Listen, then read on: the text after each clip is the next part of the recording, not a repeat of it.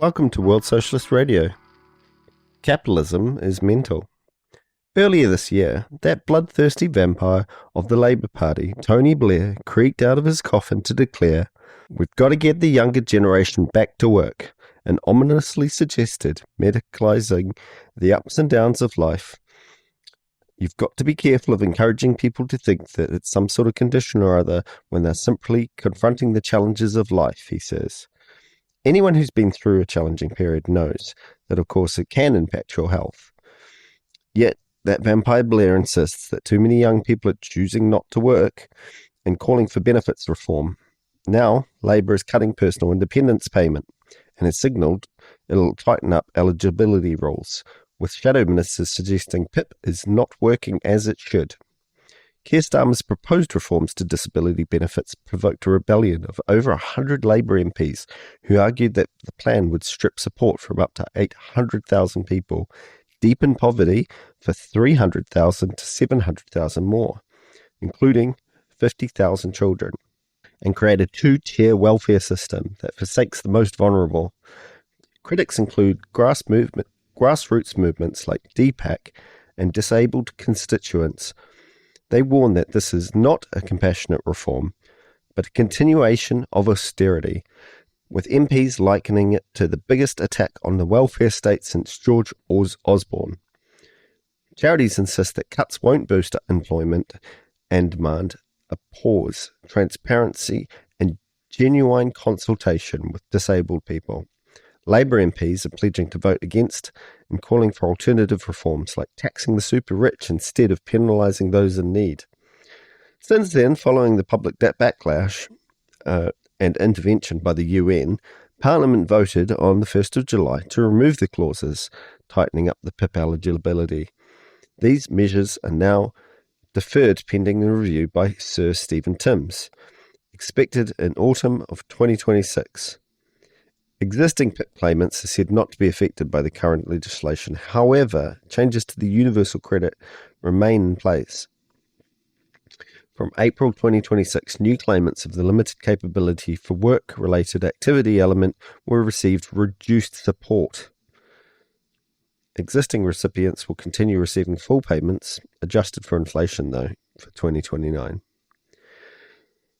The Rosenhan experiment in 1973 exposed flaws in psychiatric diagnosis. Psychologist David Rosenhan and several others feigned auditory hallucinations to gain admission to a psychiatric hospital. Once admitted, they acted normally, but doctors still diagnosed them with serious mental illnesses and kept them institutionalized for weeks. The study highlighted the subjectivity and unreliability of psychiatric labels, showing that once somebody was labeled as mentally ill, normal behavior was interpreted as pathological. In a follow-up challenge, the hospital claimed it could spot fake patients and identified several, only for Rosenhan to reveal that he'd sent none. This is not just a few misguided doctors. The Western medical model has long been a tool of oppression. Colonizers have always arrived with missionaries, medics, mercenaries, and merchants. Psychiatry was part of that arsenal, pathologizing indigenous cultures, crushing resistance, and justifying forced assimilation.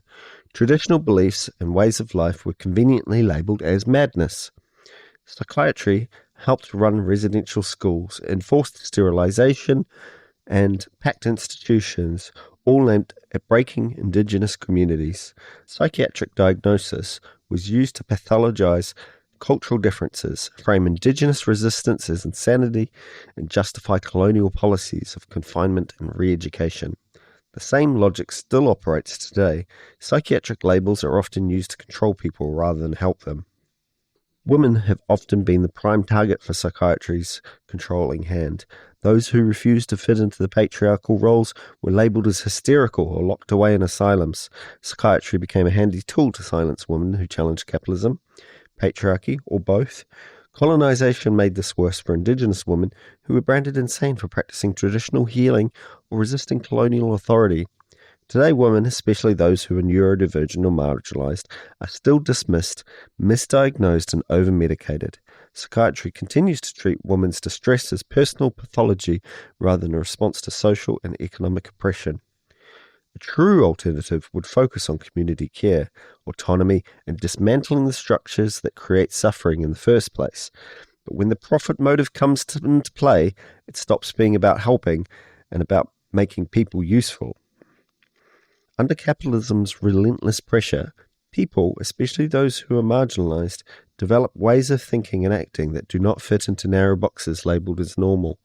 Neurodivergence is not purely created by capitalism. It's always existed and would exist under other systems, but the way it manifests today is shaped by the demands and pressures of this system.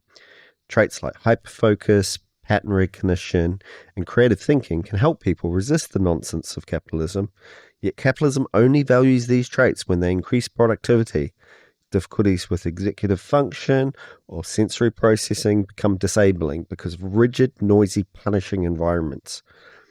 If we lived in a society structured differently, one that prioritized people over profit, neurodivergence might look very different, both in how common it is and how it is understood. Marx, in his theory of alienation, says the working class stops thinking about their personal needs to the benefit of their labor, as if they were disconnected from their priorities. Capitalism is not just a class war, it is a war of the mind. It demands conformity, it punishes non-conformation, and it uses bullying and trauma as a tool of control.